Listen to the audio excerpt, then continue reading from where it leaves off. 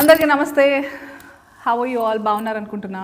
చాలా రోజులైంది మీ అందరిని ఇట్లా పలకరించి.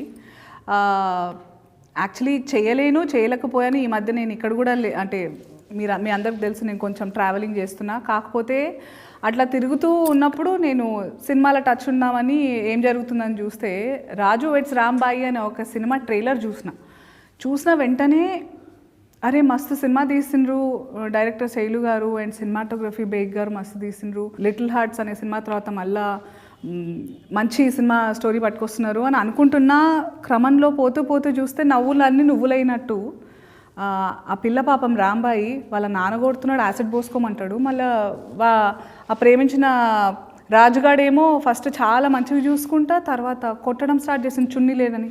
ఇంకా మీకు తెలుసు నా గురించి, నాకు ఇట్లా సుర్రమన్నది. ఆ పిల్లని వెంటనే కాపాడాలనిపించింది. అసలు ఏంది కథ అని అడుగుదామని ఇట్లా వచ్చిన. మాట్లాడదాం. హాయ్, తేజస్వి అనాలా రాంబాయి అనాలా? ఇవాళ రాంబాయిలాగే వచ్చాను మేడం. అవును కనిపిస్తోంది. బట్ ఎందుకంటే నేను చూడంగానే ఫస్ట్ ఆఫ్ ఆల్ ఇట్లా గట్టిగా పట్టేసుకొని ప్రొటెక్ట్ చేసేయాలనిపించింది. ట్రైలర్ చూసిన తర్వాత what an amazing love story అని అనిపించింది. చాలా సందర్భాల్లో లవ్ స్టోరీస్ వచ్చినప్పుడల్లా బాగున్నాయి అనేటట్టుగా ట్రైలర్ కట్స్ ఉంటాయి, కానీ something about Raju weds Rambai is ఏంటంటే ఆ ట్రైలర్లోనే నీ జీవితం అంతా నేను ట్రావెల్ చేసినట్టు అనిపించింది నాకు. ఒకదాని తర్వాత ఒకటి మాట్లాడదాము. చాలా టాక్సిక్ రిలేషన్షిప్లో ఉన్నట్టు అనిపించింది నాకు. నువ్వు టాక్సిక్ అంటే ఏంటి మేడం? ప్రేమని అపార్థం చేసుకుంటున్న జనరేషన్ ఉంది ఇప్పుడు. ఏంటంటే చాలామంది అర్థం చేసుకున్నారు, చాలామంది లేదు. ప్రేమ అంటే కొట్టడం, తిట్టడం, పెత్తనం చలాయించడం, మాటలు అంటే ఇప్పుడు నేను ఏవైతే యూజ్లెస్ డిమాండ్స్ ఉంటాయో అవి నువ్వు ఒప్పుకుంటేనే ప్రేమ ఉన్నట్టు, ఇట్లా చాలా మిస్ఇంటర్ప్రిటేషన్. ప్రేమని తప్పుగా అర్థం చేసుకుంటున్నారు. ప్రేమ అంటే అర్థం అది కాదు కదా. ప్రేమ అంటే